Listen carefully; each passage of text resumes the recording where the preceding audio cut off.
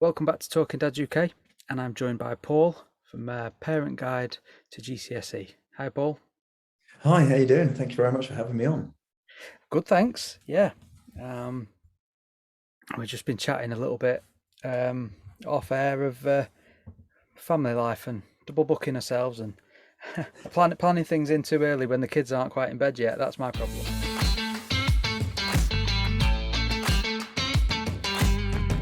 Advice and tips for parents supporting their teens through revision and exam preparation. Your sort of top tips if um, you don't want to give anything away, but No, kind of. I'm perfectly happy to give stuff away. That's what we do. The top tip is just be there for them, support them.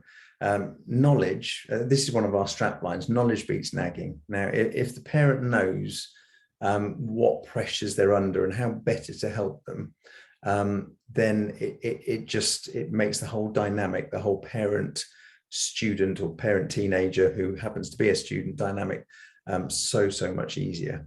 The amount of pressure they're under that they put on themselves, let alone the parents. Yeah, And I think the biggest bit of advice is, if as a parent you say, look, results don't define you.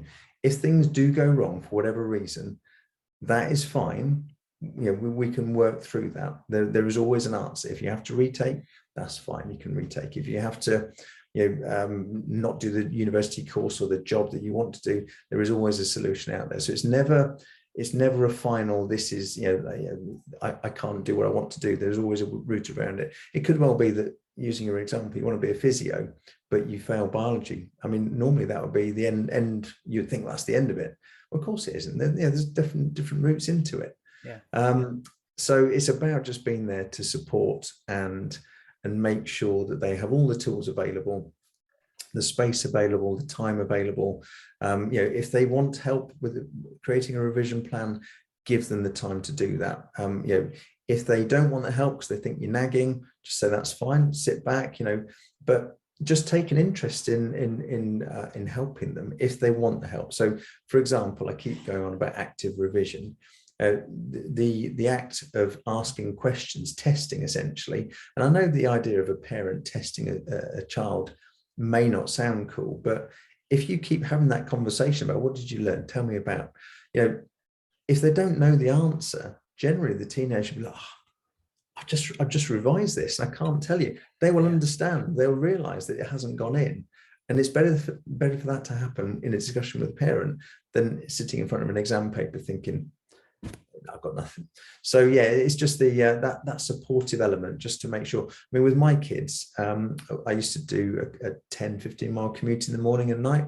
So every morning, as we're in sort of year 10 through to 13, I guess, there'd just be a discussion about, something that I had no idea about. I don't know about A-level geography. I don't know about A-level economics, A-level biology, many moons ago. But yeah, ask them a question, and when they tell you something, you can always extend and ask another question. They love talking about it. They love showing the knowledge off. So being there, that supportive parent, to do whatever is required, making sure they get snacks, making sure they get drinks.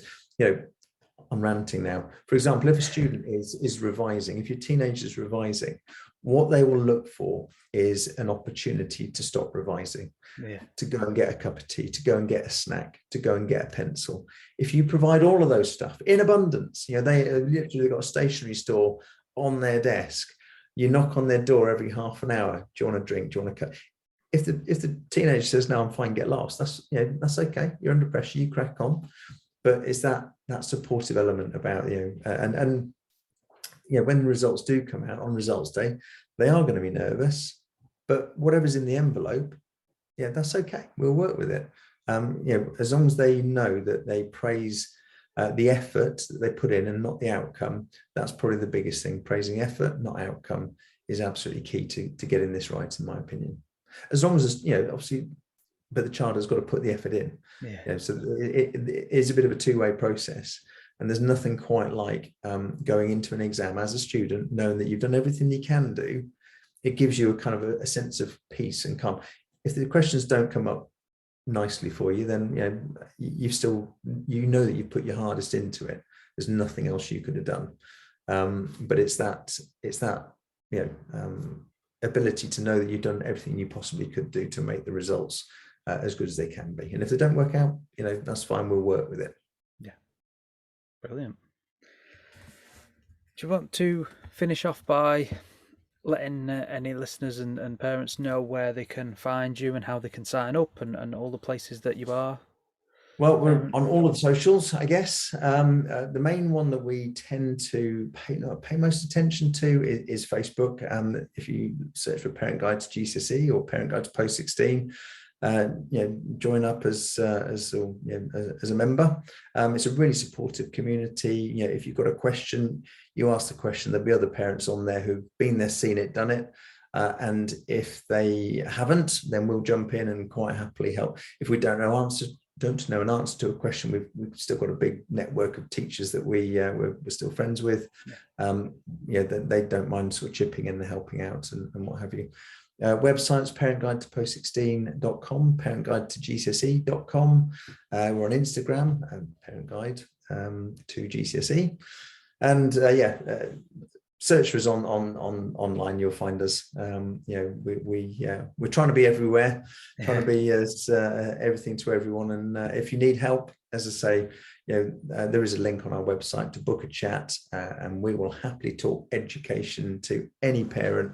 And if you want to bring your child along, because a lot of the time, children will see their parents as interfering, whereas when it comes from us, experts, we like to call ourselves, then it kind of has a bit more credibility. So we're quite happy to sort of almost play bad cop, good cop to their bad cop, and play that particular role. So you can book a link. We've got things like free revision planners, so you can sort of get a revision timetable for your child. It's all online.